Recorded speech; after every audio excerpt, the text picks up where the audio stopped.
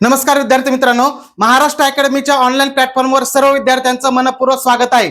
तर बघा विद्यार्थी मित्रांनो, आजचा जो व्हिडिओ असणार आहे आपला, याच्यामध्ये वनरक्षक जे पद आहे या पदाच्या जाहिराती संदर्भात तसंच या पदाची संपूर्ण माहिती म्हणजे या पदाच्या पात्रता, शैक्षणिक पात्रता, परीक्षेचे टप्पे कोणते कोणते असतात, कशा पद्धतीने परीक्षा होते, त्याच पद्धतीने तुम्ही निवड झाल्यानंतर ट्रेनिंग कशा पद्धतीने असतं, तुमचं प्रमोशन कशा पद्धतीने होतं, वेतन तुम्हाला कशा पद्धतीने मिळतं, या सगळ्या गोष्टीबद्दल डिटेलमध्ये आपण आजच्या या व्हिडिओमध्ये डिस्कस करणार आहोत। त्याच्यामुळे व्हिडिओ शेवटपर्यंत बघायचा आहे। वनरक्षक या पदाबद्दल, अभ्यासक्रमाबद्दल, त्या अभ्यासक्रमाच्या प्लॅनिंग बद्दल आणि इतर सगळ्या गोष्टीबद्दल तुमच्या मनामध्ये हा व्हिडिओ बघितल्यानंतर कोणताही प्रश्न मनामध्ये राहणार नाही। त्यामुळे शेवटपर्यंत हा व्हिडिओ बघायचा आहे। जाहिरातीच्या संदर्भात जर सांगायचं झालं तर बघा, साधारणतः मार्च महिना चालू आहे, एप्रिल मे या 2 महिन्याच्या आसपास वनरक्षक पदाची जाहिरात येणं प्रस्तावित आहे। लक्षात ठेवा, याला मी पुराव्यासह सांगतो तुम्हाला। तुम्ही जर 2-3 दिवसापूर्वीचं जर पत्रक बघितलं असेल तर पेसा क्षेत्रातील वनसेवक व वनरक्षक पदाचे जे पद आहेत ते तातडीने भरण्यात यावेत। 3600 समथिंग जागा आहेत त्या, याच्याबद्दलचं पत्रक निघलेलं आहे। म्हणजे पेसा क्षेत्रातली भरती या पुढच्या 8 दिवसामध्येच येणार आहे आणि भरती प्रक्रिया त्यांची सुरू होणार आहे। मग ती भरती प्रक्रिया सुरू होणार आहे, याचाच अर्थ ही वनरक्षकची भरती तर खूप अगोदर 6 महिन्यापूर्वीच येणं गरजेचं होतं। पण भरतीला लेट का झालं त्याच्या पाठीमागे सुद्धा कारण आहे। कारण की 100 दिवसाचा जो कार्यक्रम होता तो मागच्या वर्षी जास्त पाऊस, अतिवृष्टी झाल्यामुळं तो कार्यक्रमाची मर्यादा ही 1 जानेवारी 2026 पर्यंत वाढवलेली होती। आकृतीबंध त्याच्यामध्ये सगळ्या विभागाचे नव्याने तयार करायचे होते आणि त्या नवीन आकृतीबंधानुसार जाहिरात ही येणार आहे। लक्षात ठेवा, जुन्या आकृतीबंधानुसार 900+ पद हे वनरक्षकची होते। आता याच्यामध्ये कमी नसतात होत, वाढच होत असते। त्यामुळे याच्यामध्ये नवीन आकृतीबंधानुसार वाढ सुद्धा होणार आहे आणि त्याच पद्धतीने 1,500+ पद वनरक्षकची महाराष्ट्र वन विकास महामंडळ नावाची एक संस्था आहे आपली, त्या संस्थेच्या अंतर्गत सुद्धा ती भरली जाणार आहे। फक्त ती भरती कधी येईल अजून निश्चित नाहीये। या भरतीबद्दल निश्चित आहे राज्य सरकारच्या वन विभागाचे वनरक्षक भरती, फक्त वन विकास महामंडळाची जी भरती आहे त्या दोन्ही पद सारखेच आहेत, पात्रतेमध्ये थोडासा फरक आहे। फक्त तिकडे 12वी सायन्स आहे, फक्त इथल्या पात्रतेबद्दल तर आपण बोलणार आहे। म्हणजे या 2 वनरक्षकच्या जाहिराती या वर्षामध्ये येणं अपेक्षित आहे। त्याच्यामुळे तुम्ही तयारी जोरदार करा। या पदाबद्दलची सगळी माहिती तुम्हाला माहिती असणं गरजेचं आहे, म्हणून हा व्हिडिओ आपण घेऊन आलेलो आहोत। डिटेलमध्ये प्रत्येक प्रश्नाचं उत्तर तुम्हाला या व्हिडिओमध्ये मिळणार आहे। त्याच्या अगोदर जे विद्यार्थी वनरक्षकची तयारी करतायत त्यांच्यासाठी आपण सेपरेट नवीन बॅच सुरू केलेली आहे, ब्लॅक पॅन्थर बॅच। या ब्लॅक पॅन्थर बॅच ही लाईव्ह प्लस रेकॉर्डेड असणारे फ्रेश नवीन बॅच आहे। या बॅच मध्ये एमपीएससी तून निवडलेले, एमपीएससी ची मुलाखती घेतलेले आणि शिक्षण क्षेत्रात चांगला अनुभव असणारे शिक्षक हे तुम्हाला मार्गदर्शन करणार आहेत। दर आठवड्याला तुमचं डाऊट सॉल्व्हिंग सेशन होणार आहे। प्रत्येक झालेल्या प्रश्नाचं विश्लेषण याच्यामध्ये घेतलं जाणार आहे। तुम्हाला होमवर्क नोट्स या ठिकाणी अवेलेबल करून दिल्या जाणार आहेत आणि सगळा अभ्यासक्रम डिटेलमध्ये कव्हर केला जाणार आहे। तांत्रिक अभ्यासक्रमासह सराव टेस्ट सुद्धा असणार आहेत आणि याला अनलिमिटेड व्ह्यूज सुद्धा आहेत। अशा प्रकारची बॅच आहे आपल्या महाराष्ट्र अकॅडमी या ऍपवर। त्यामुळे ज्यांना नव्याने तयारी करतायत किंवा ज्यांना या वर्षी वनरक्षक कोणत्याही परिस्थितीमध्ये व्हायचंच आहे त्यांच्यासाठी आपली महाराष्ट्र अकॅडमी ऍपवरची ब्लॅक पॅन्थर बॅच आहे। सध्या ऑफर मध्ये 500 रुपयाला सवलतीच्या दरामध्ये ही नवीन लाईव्ह प्लस रेकॉर्डेड बॅच आहे। नक्की तुम्हाला 100% याच्यामध्ये फायदा होईल। फायदा झाला नाही 5 दिवसामध्ये तुमचे पैसे रिटर्न केले जातील।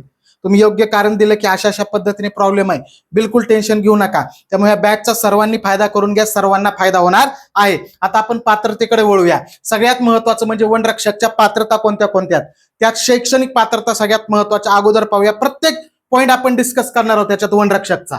तर शैक्षणिक पात्रता सगळ्यात महत्त्वाचं तुमचं 12वी पाहिजे तुमची, पण 12वी मध्ये पण तुमचं एकतर सायन्स असणं गरजेचं आहे। 12वी सायन्स म्हणजे जे 12वी विज्ञान शाखेतून आहेत ते सगळेजण क्वालिफाय। आणि जर तुमची विज्ञान शाखा नसेल तर तुम्हाला या ठिकाणी एकतर अर्थशास्त्र हा विषय पाहिजे तुमचा, किंवा मॅथ म्हणजे गणित हा विषय पाहिजे, किंवा भूगोल हा विषय पाहिजे। या 3 पैकी एक विषय, 3ही नाही हा, 3 पैकी एक विषय तुमचा असणं गरजेचं आहे। असे विद्यार्थी काय करू शकतात, तुम्हाला याला क्वालिफाय होऊ शकतात। बघा, 12वी विज्ञान किंवा गणित किंवा भूगोल किंवा अर्थशास्त्र यापैकी किमान एका विषयासह तुम्ही काय केले पाहिजेत, उत्तीर्ण 12वी झालेले पाहिजेत। असे सगळे विद्यार्थी याला क्वालिफाय आहेत, लक्षात ठेवा। आणि जे एसटी समाजाचे आहेत, अनुसूचित जमाती म्हणजे आदिवासी, त्यांची तर पात्रता फक्त 10वीच आहे। तसंच एक सर्व्हिसमॅन आहेत, त्यांची सुद्धा पात्रता 10वीच आहे, लक्षात ठेवा। नक्षलवाद्यामध्ये हल्ल्यामध्ये मरण पावलेले आहे किंवा गंभीर जखमी झालेले जेही वन खबरी किंवा वन कर्मचारी आहेत त्यांचे जे पाल्य आहेत त्यांची सुद्धा पात्रता फक्त 10वीच आहे. त्याच पद्धतीने याच्यामध्ये ही अंतिम म्हणजे ही जी पात्रता आहे तुमची ही तुम्ही फॉर्म भरण्याच्या अंतिम तारखेच्या आतमधली असणं गरजेचं आहे. हे तर सगळीकडेच असतं. म्हणजे 10वी पात्रता एसटी साठी आहे, लक्षात ठेवा. एक सर्व्हिसमॅन साठी सुद्धा 10वीच आहे आणि बाकीच्या साठी जी आहे ती 12वी पात्रता आहे. 12वी मध्ये सुद्धा सायन्स पाहिजे तुमचं. आणि जर सायन्स नसेल तर तुमचं भूगोल किंवा अर्थशास्त्र किंवा गणित या तिन्हीपैकी एक विषय येऊन तुम्ही मग आर्ट्स कॉमर्सचे असलात तरी चालतं. ह्या झाल्या तुमच्या शैक्षणिक पात्रता. त्याच्या पुढे बघा वयोमर्यादाच्या बाबतीमध्ये जे ओपन कॅटेगरीतले त्यांची वयोमर्यादा सांगितलेली 18 ते 27 वर्ष. किती आहे? म्हणजे कमीत कमी 18, जास्तीत जास्त 27 वर्ष. आणि मागासवर्गीय किंवा इतर सर्वच जण म्हणजे ईडब्ल्यूएस, SC ST सगळ्यांसाठी जी वयोमर्यादा आहे ती 18 ते 32 वर्षापर्यंतची वयोमर्यादा आहे. लक्षात ठेवा 18 ते 32 वर्ष एवढी आहे. आणि प्रकल्पग्रस्त, भूकंपग्रस्त किंवा अंशकालीन पदवीधर किंवा रोजंदारी मजूर जे वन विभागात काम करतात रोजंदारी मजूर म्हणून त्यांच्यासाठी तर 55 वर्ष पात्रता आहे. आणि प्रकल्पग्रस्त भूकंपग्रस्तासाठी 45 वर्ष कमाल पात्रता इथं दिलेली आहे. मेन पात्रता काय 18 ते 27 ओपन साठी आणि इतर कॅटेगरी जे असतात त्यांना 18 ते 32 वर्ष एवढी वयोमर्यादा ही वनरक्षक साठी असते. लक्षात ठेवा. ही वयोमर्यादा कधी मोजली जाते? अर्ज स्वीकारण्याच्या अंतिम दिनांकाच्या दिवशी, म्हणजे शेवटच्या तारखेच्या दिवशी, म्हणजे फॉर्म भरायची जी शेवटची तारीख आहे त्या दिवशी तुमचं वय बसलं पाहिजे. ही त्याच्या मागची महत्वाची पात्रता आहे. ही झाली वयोमर्यादाच्या बाबतीमध्ये. त्याच्यानंतर बघा शारीरिक पात्रतेमध्ये जर सांगायचं झालं तर सगळ्यात महत्वाचं आहे उंची. आणि उंची पोलीस भरतीपेक्षा इथं कमी लागते. त्यामुळे अनेक पोलीस भरतीमध्ये जे क्वालिफाय झालेले नाहीत विद्यार्थी त्यांना वनरक्षक ही खूप सुवर्ण संधी असते. त्यामुळे जे पोलीस भरतीमध्ये उंची भरलेली नाहीये किंवा कोणत्या कारणाने बाहेर पडलेले आहेत त्यांनी कसलंही कॉन्फिडन्स हरवू नका. पुढची पोलीस भरतीला किमान वर्ष लागेल, मग त्याच्या अगोदर तुम्ही वनरक्षकची तयारी ही चांगल्या पद्धतीने करू शकता.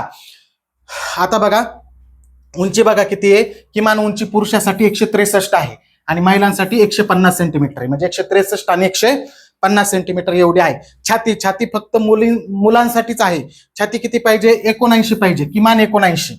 आणि त्याच्या पुढे जेवढी तुमची छाती भरल त्याच्या पुढे 5 सेंटीमीटर फुगली पाहिजे. म्हणजे तुमची जर 82 छाती भरली तर तुमची फुगली पाहिजे 87 झाली पाहिजे फुगून. 79 भरली तर तुमची किती? 84 झाली पाहिजे. म्हणजे 5 सेंटीमीटर एवढी छाती तुमची फुगणं आवश्यक आहे. वजनाच्या बाबतीमध्ये दोघालाही असं निश्चित वजन सांगितलेलं नाहीये, पण तुम्हाला काय सांगितलं तिथं फक्त तुमची उंची आणि वजन हे योग्य प्रमाणात असणं गरजेचं आहे. म्हणजे BMI योग्य प्रमाणात असणं गरजेचं आहे. आणि शक्यतो पोलीस भरती, वनरक्षक, दारूबंदी पोलीस याची तयारी करणारे जे पोर आहेत त्यांचा BMI चांगलाच असतो. त्याच्यामुळे या पात्रतेचं बिलकुल काही टेन्शन घेऊ नका तुम्ही. बरोबर आहे का? ST साठी इथं उंचीमध्ये सवलत आहे. ST अनुसूचित जमातीसाठी, अनुसूचित जमातीला शैक्षणिक सुद्धा सवलत आहे आणि उंचीमध्ये सुद्धा सवलत आहे. किमान उंची पुरुषासाठी फक्त 152.5 सेंटीमीटरच आहे ST कॅटेगरीसाठी हा. आणि 145 एवढी मुलींसाठी आहे. लक्षात ठेवा. छातीचा रेशो सेमच आहे, त्यांना काही हे नाहीये. बाकीच्या ज्या आहेत शारीरिक पात्रता त्या सेमच आहेत, फक्त उंचीमध्ये ST ला सवलत देण्यात आलेली आहे. अजून कुणाला सवलत आहे बघा.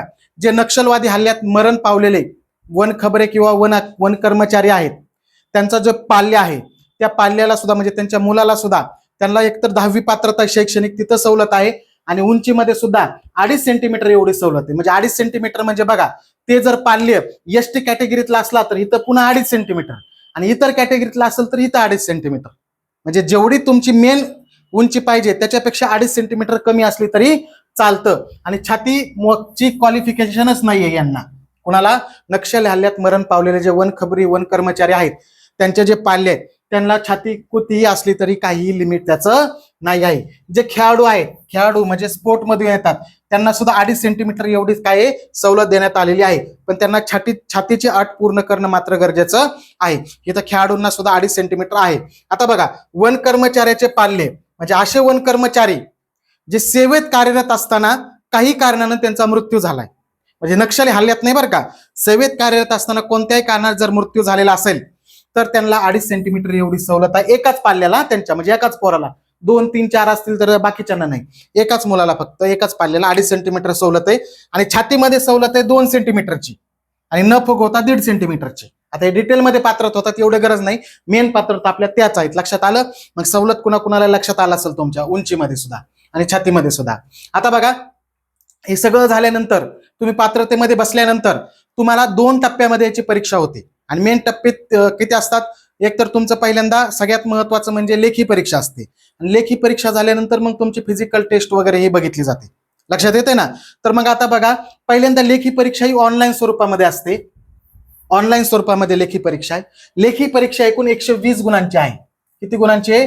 120 गुणांची लेखी परीक्षा आहे. आणि 120 गुण आणि 60 प्रश्न आहेत फक्त.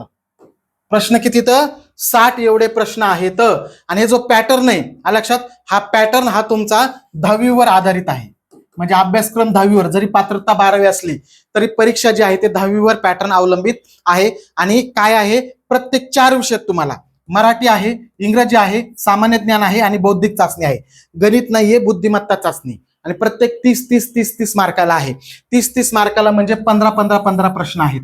लक्षात येतंय? अशा प्रकारे तुमचा लेखी परीक्षेचा पॅटर्न असणार आहे. ऑनलाईन स्वरूपामध्ये ही परीक्षा होणार आहे. त्याच्यामध्ये काय काय राहील? सामान्य ज्ञान विषयामध्ये राज्याचा भूगोल, सामाजिक इतिहास, वन, पर्यावरण, हवामान इत्यादीचा अंतर्भाव राहील. म्हणजे तुम्हाला तांत्रिक माहिती सुद्धा याच्यामध्ये असणं आवश्यक आहे. त्यामुळे आपलं वनरक्षक प्लॅनर जे पुस्तक आपण बनवलंय त्याच्यामध्ये तांत्रिक माहिती सेपरेट दिलेली आहे. वन, पर्यावरण, हवामान याच्याबद्दलची माहिती. ठीक आहे ना? अशा पद्धतीने आहे. आणि वेळ असणार याला 2 तास.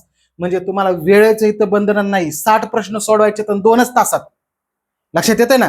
सवलत या ठिकाणी. त्यामुळे इथं वयाची ह्याची काही मर्यादा नाहीये. तुम्हाला खूप चांगला अभ्यास केल्यानंतर खूप वेळ देऊन तुम्ही चांगले मार्क इथं वनरक्षकला घेऊ शकतात. लक्षात. आणि किमान गुण तुम्हाला 45% तरी मिळाले पाहिजेत ग्राउंडला क्वालिफाय व्हायला. 45% म्हणजे किती रे? एकूण 120 पैकी जवळपास 54 मार्क्स तरी तुम्हाला मिळणं गरजेचं आहे. लक्षात ठेवा. अशा प्रकारे लेखी परीक्षा किमान 54, मग मेरिट जास्त लावू शकतात, पण किमान 54 मार्क पाहिजे. 54च्या आत आहेत आणि तुम्ही मेरिट कमी जरी लागलं तर 54च्या खाली मेरिट लागणारच नाही लेखी परीक्षेचं.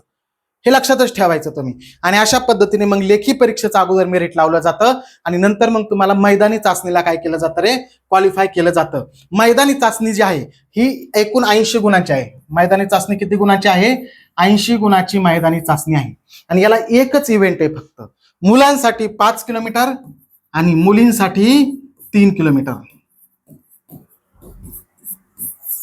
मुलांसाठी 5 किलोमीटर आणि मुलींसाठी 3 किलोमीटर. आता बघा, 80 पैकी 80 मार्क जर तुम्हाला घ्यायचे असतील, मुलांचं सांगतो अगोदर, तर तुम्हाला 17 मिनिट किंवा त्याच्यापेक्षा कमी वेळामध्ये 5 किलोमीटर अंतर पूर्ण केलं पाहिजे. मी पहिले 3च सांगणार आहे, बाकीचे खालचं काय सांगत बसत नाही तुम्हाला. 3 पहिले. जर 17 ते 18 या एका मिनिटाच्या फरकामध्ये, म्हणजे 17 ते 18च्या दरम्यान जर तुम्ही आलात तर तुमचे डायरेक्ट 10 मार्क कटतात, 70. 18 ते 19 मिनिटाच्या दरम्यान आलात तर तुमचे 60 मार्क पडतात. 19 ते 20 मिनिटात आलात तर तुम्हाला 50 मार्क मिळतात. म्हणजे काय रे? पहिल्यांदा 4-10 मार्काची डायरेक्ट कटिंग आहे आणि एका मिनिटाचा फरक आहे. म्हणजे लक्षात आलं ना तुमच्या? त्यामध्ये कधी या तुम्ही, तुम्हाला तेवढेच मार्क पडणार. सेकंदावर मार्क नाही तिथं, मिनिटाच्या आत. म्हणजे तुम्ही 17 मिनिटाच्या आत आलात की तुम्हाला 80 पैकी 80 पडले. पण 17 ते 18च्या दरम्यान कधी या तुम्ही, किती वेळात, तुम्हाला तिथं 10च मार्क कटणार आहे. मग खाली पुन्हा मग 5-5 मार्काची कटिंग आहे. पण इकडे खाली, एवढ्या खाली गेल्यानंतर तुम्ही मेरिटमध्ये बसणारच नाही. त्यामुळे सांगतच नाही तुम्हाला. 50च लई झालं कमी मार्क. इथं तुम्हाला चांगला अभ्यास करून चांगलं मैदानी सुद्धा चांगली करायची आहे. एकच इव्हेंट आहे या ठिकाणी, 5 किलोमीटर. मुलींचा इव्हेंट सांगायचा झाला तर मुलींना फक्त किती आहे? 3 किलोमीटर आहे आणि त्याला सुद्धा 80 मार्क आहेत. आणि 3 किलोमीटर तुमचं अंतर 12 मिनिटामध्ये तुम्हाला कव्हर करायचं किंवा त्याच्यापेक्षा कमी वेळामध्ये. आणि जर 12 पेक्षा कमी वेळ किंवा 12 मिनिटात ऍक्युरेट आलात तुम्ही, 80 पैकी 80 गुण. 12 ते 13 मध्ये आलात तर 70 गुण. 13 ते 14 मिनिटात आलात तर 60 गुण. आणि 14 मिनिट ते 15 मिनिटाच्या दरम्यान आलात तर 50 गुण. इकडे पुन्हा इथं सुद्धा पुन्हा नंतर 5-5चीच कटिंग आहे. पण मेन ही 10-10 मार्काचीच कटिंग महत्वाची. याच्या खाली तुम्ही गळपटलात की मग सांगून मी काय करू, मार्कच पडलं, तुम्ही बसणारच नाहीत मेरिटमध्ये. त्यामुळे लक्षात ठेवायचं आहे. समजलं? म्हणजे तुम्ही 12 मिनिट हा तुमचा आउट ऑफचा टायमिंग आहे 3 किलोमीटरसाठी. ही दुसरी झाली. आणि पुन्हा दोन्हीचं एकत्रित मेरिट लावलं जातं आणि एकत्रित मेरिट लावून पुन्हा तुम्हाला काय केलं जातं रे? हे करून घेतलं जाते, तुमचं एकत्रित मेरिट लावून तुमचं मग कागदपत्र पडताळणीला तुम्हाला बोलवलं जातं. आता याच्यामध्ये बघा, हे सगळं तुमचं जे आहे लेखी परीक्षा, याच्यासाठी मगाशी सुद्धा सांगितलं तुम्हाला, ब्लॅक पॅन्थर बॅच आहे आपली वनरक्षकची, ऑनलाईन स्वरूपात बॅच आहे, लाईव्ह प्लस रेकॉर्डेड आहे. तुम्हाला होमवर्क नोट्स दिल्या जाणार आहेत, सगळ्या प्रश्नांचं विश्लेषण असणार आहे, सराव टेस्ट असणार आहे आणि दर्जेदार शिक्षकाची टीम तुम्हाला या ठिकाणी मार्गदर्शन करणार आहे. दर आठवड्याला तुमचं डाऊट सॉल्व्हिंग सेशन सुद्धा होणार आहे. या सगळ्या गोष्टी लक्षात ठेवा. आता अभ्यासाच्या नियोजनाबद्दल बोलूया आपण. अभ्यासाचं नियोजन सांगतो तुम्हाला. काही जण असतात बघा की निगेटिव्ह बोलणारे प्रत्येक निगेटिव्ह लोकांकडे लक्ष देऊ नका. तुम्हाला सांगतो त्या गोष्टी लक्षात ठेवा. जाहिरात समजा तुम्ही टार्गेट धरा माफ करा, एप्रिल ते मे महिन्यामध्ये जाहिरात येईल धरा. मॅक्सिमम फॉर्म भरण्याची प्रोसेस तुमची जून मध्ये संपल धरा. आणि तुम्ही कोणत्याही परिस्थितीमध्ये ऑगस्ट महिन्याच्या आतमध्ये तुमची लेखी परीक्षा होऊ शकते. हा माझा अंदाज आहे हा. आणि मी उगाच तुम्हाला तोंडाच्या वाफा सोडत नाही, मला काही गरज नाही. लक्षात आलं ना. कारण की ऑगस्ट म्हणलं तरी वेळ खूपच कमी. एप्रिल मे जून जुलै ऑगस्ट 5 महिन्याचा वेळ आहे तुमच्याकडं. लक्षात येते ना. आणि 5 महिने म्हणजे खूप कमी आहेत. लक्षात अशा पद्धतीने आहे. कारण की जरी तुम्ही म्हणला आम्ही पोलीस भरतीची तयारी केली, इंग्रजी व्याकरण हा तुमचा इंग्लिश जो असतो ना हा तुमचा दुश्मनच असतो या ठिकाणी. आणि 15 प्रश्न 30 गुण. आणि इथं जास्तीत जास्त मार्क पाडायचे तुम्हाला. एक एक प्रश्न महत्वाचा आहे. जागा काय पोलीस भरती एवढ्या मोठ्याल्या नसतात, त्याच्या कॉम्पिटिशन लय असतं याच्यामध्ये. एक एक प्रश्न महत्वाचा आहे तुमचा. लक्षात येते ना. त्याच्यामुळे तुम्हाला एका एका प्रश्नासाठी 8-8 दिवस मेहनत घ्यावं लागेल. अवघड प्रश्नासाठी पार तुम्हाला पिळून काढावं लागेल ते सगळा विषय सगळे. म्हणजे तुमचं वन तांत्रिक माहिती असेल, इतिहास भूगोल असेल, किंवा त्याच्यानंतर हे असेल. लक्षात, याच्यात सायन्स नसतं लक्षात ठेवा. विज्ञान याच्यामध्ये नाहीये. तुम्हाला कोणते कोणते जीकेचे विषय नाहीत तुम्हाला सांगतो. अर्थशास्त्र नाहीये, विज्ञान नाहीये, अर्थशास्त्र नाहीये. चालू घडामोडी आहेत. एखादा प्रश्न येतो, खूप नाही, कमीत खूप. तुमचं कोणत्याच महत्वाचं इतिहास, भूगोल, वन, पर्यावरण हे जीके मधले विषय तुमचे टॉप स्कोरर आहेत. ह्या जीकेचे 15 प्रश्न येणार आहेत तुम्हाला. लक्षात ठेवा. लक्षात तुम्हाला डिटेलमध्ये सिलेबसचं सुद्धा अनालिसिस सांगतोय तुम्हाला. याच्यामध्ये भूगोल, वन, पर्यावरण याच्यावर खूप सारी माहिती आणि याची तांत्रिक माहिती. आपलं जे वनरक्षक प्लॅनर पुस्तक आहे याच्यामध्ये सगळी तांत्रिक माहिती, मागच्या झालेल्या सगळ्या प्रश्नपत्रिकाचं डिटेलमध्ये विश्लेषण आहे. महाराष्ट्र पब्लिकेशनचं पुस्तक एकदा जाऊन बघा मार्केटमध्ये. आवडलं तर घ्या, नाही तर घेऊ नका, बिलकुल काही हरकत नाही. पण याच्यामध्ये दिलेलं आहे, हे लक्षात ठेवायचं. म्हणजे हे विषय करायचे, काय करायचं नाही ते पण समजलं पाहिजे तुम्हाला. इंग्रजी व्याकरण किंवा कोणत्या आपण अभ्यासक्रमाचं डिटेल विश्लेषणचा सेपरेट एक व्हिडिओ आणूया. अजून कोणते कोणत्या घटकातले कोणते कोणते टॉपिक करायचे याच्याबद्दल सुद्धा आपली माहिती सांगूया. तसं पाहिजे असेल तर तुम्ही कमेंटमध्ये सांगा मला. म्हणजे जास्तीत जास्त कमेंट आल्यानंतर मला लक्षात येईल की सर्वांना जास्त गरज आहे. म्हणजे या ठिकाणी लेखीचं नियोजन तुम्हाला 5 महिन्यामध्ये जर करायचं असेल तर आजपासून तुम्हाला पूर्णपणे 100% देऊन तुम्हाला तयारीला लागणं गरजेचं आहे. आणि मैदानी सुद्धा चालूच ठेवावे लागणारे पॅरल तुमच्या. आणि अभ्यास केलेला कुठेही वाया जात नाही. लक्षात. ह्याच्यात जर उंचीमध्ये तुम्ही बसत असाल तर हेच सिलेबस दारूबंदीला पण पोलिसला पण तुम्ही वापरू शकता. यातला जीकेचा सिलेबस पोलीस भरतीला वापरू शकता, किंवा दुसरे सरळ सेवेची तयारी करतायत त्याला वापरू शकता. पण जे पोलीस भरती तयारी करणारे विद्यार्थी वनरक्षकची करतात पण इंग्लिशमुळे कॉन्फिडन्स त्यांना येत नाही बाकीचे फॉर्म भरायला. तुमचा इथे इंग्लिशचा अभ्यास होऊन बाकीचे फॉर्म सुद्धा तुम्ही भरू शकता सरळ सेवेचे. त्यामुळे तुमचा फायदाच फायदा होणार आहे. लक्षात ठेवा, हे अतिशय महत्वाचं आहे. त्यानंतर एक्झाम कोण घेईल याच्याबद्दल सुद्धा अनेक जण प्रश्न विचारतात. तर याच्याबद्दल सांगतो. ह्याच्यात खूप जणांची मैदानी चाचणी असते, खूप जणांचे जास्त फॉर्म असतात. त्यामुळे अशा मैदानी चाचणीच्या परीक्षा ज्या आहेत त्या मला वाटत नाही एमपीएससी कडे जातील. मागच्या वर्षी TCS ने घेतली होती. सध्या तुम्ही हेच डोक्यात धरून चला की TCS परीक्षा घेऊ शकतं. जरी एकाएकी दुसरा निर्णय आला तरी जे आपली बॅच खरेदी केली त्यांना आपण एमपीएससी पॅटर्न मध्ये TCS पॅटर्न दोन्ही पॅटर्न शिकवणार आहेत, जेणेकरून तुमचा 100% फायदा झाला पाहिजे. त्याचं बिलकुल टेन्शन घेऊ नका. सध्या परीक्षा कोण घेईल याच्यानंतर मी ठरल्यानंतर अभ्यास सुरू करतो असं करू नका. याच्या प्रमोशन बद्दल सांगायचं झालं तर तुम्ही वनरक्षक झालात, वनरक्षक करून तुमचं 10 ते 12 वर्षानंतर वनपाल इथं प्रमोशन असतं. इथून पुन्हा 10 ते 12 वर्षानंतर, आणि याच्यात काही जणांच्या कॅटेगरीनुसार वेळ कमी जास्त होऊ शकतो, RFO म्हणून प्रमोशन होतं बरं का, रिजनल फॉरेस्ट ऑफिसर. म्हणजे RFO म्हणून वन क्षेत्रपाल म्हणून प्रमोशन होतं. आणि त्याच्यानंतर ACF सहाय्यक वन संरक्षक, म्हणजे ACF पर्यंत जाऊ शकता सहाय्यक वन संरक्षक. हे पद खूप मोठं आहे. आणि वनरक्षकचं तेच महत्वाचा फायदा आहे. वनरक्षक मधून प्रमोशन खूप चांगले होतात, लवकर होतात, मोठ्या पदावर तुम्ही जाऊ शकता. लक्षात ठेवा. त्याच्यामुळे तुम्ही कोणत्याही परिस्थितीमध्ये वनरक्षकची जर तयारी करतात 100% तुम्हाला फायदा होणार आहे. लक्षात येतंय ना. आणखी तुमचे काही मनामध्ये प्रश्न, वेतनाबद्दल सांगायचं झालं तर S7चं स्केल आहे ह्याचं. म्हणजे स्टार्टिंग पगार तुमचा साधारण S7 म्हणजे 21,000 पासून त्यांनी दाखवलेले बेसिक त्याचं 21,000 सांगितलेलं आहे त्याच्यामध्ये. पण 21,000 एवढा पगार भेटत नसतो कधी. 21,700 ते 69 100,000. तर तुमचा साधारणतः पहिला पगार हा 45,000 K प्लस असणार आहे. कारण 7वा वेतन आयोग लागू शकतो, लागणार आहे आता. त्याच्यामुळं 45K 45,000 प्लस तुमचं एवढं वेतन हे असणार आहे आणि गट क दर्जाचं पद आहे, गट क. आणि सध्या 966 जागा तर फिक्सच आहेत, पण याच्यामध्ये वाढ होण्याची सुद्धा शक्यता आहे. त्याच्यामुळे बिलकुल तुम्ही झोपेमध्ये राहू नका आणि लवकरात लवकर तयारीला लागायचं आहे. आणखी काही तुमचे प्रश्न असतील तर कमेंटमध्ये नक्की सांगा. तुमचा प्रत्येक प्रश्न वनरक्षक भरती संदर्भात आपण सोडवण्याचा प्रयत्न या ठिकाणी करूया, तुम्हाला रिप्लाय देऊ. महत्वाचा जर टॉपिक असेल, तुम्हाला अभ्यासाचं विश्लेषण पाहिजे असेल तर त्याच्याबद्दल कमेंट तशा करा. मला जास्तीत जास्त कमेंट आल्यानंतर म्हणजे मला अभ्यासाच्या विश्लेषण नेमकं कोणते कोणते टॉपिक महत्वाचे आहेत, कोणते टॉपिक करणं गरजेचं आहे, सगळं डिटेलमध्ये व्हिडिओ तुमच्यासाठी मी घेऊन येईल. त्यासाठी कमेंट करा, म्हणजे मला लक्षात येईल की जास्तीत जास्त विद्यार्थ्यांना त्याची आवश्यकता आहे. आणि बाकीचे तुमचे काही प्रश्न असतील तरी कमेंटमध्ये सांगा. व्हिडिओ लाईक करा, आवडला असेल तर सबस्क्राईब पण करा आपलं चॅनल, कारण जेणेकरून तुम्हाला वेगवेगळे अपडेट्स आपण वेळोवेळी आपल्या चॅनलवर देत राहणार आहोत. धन्यवाद.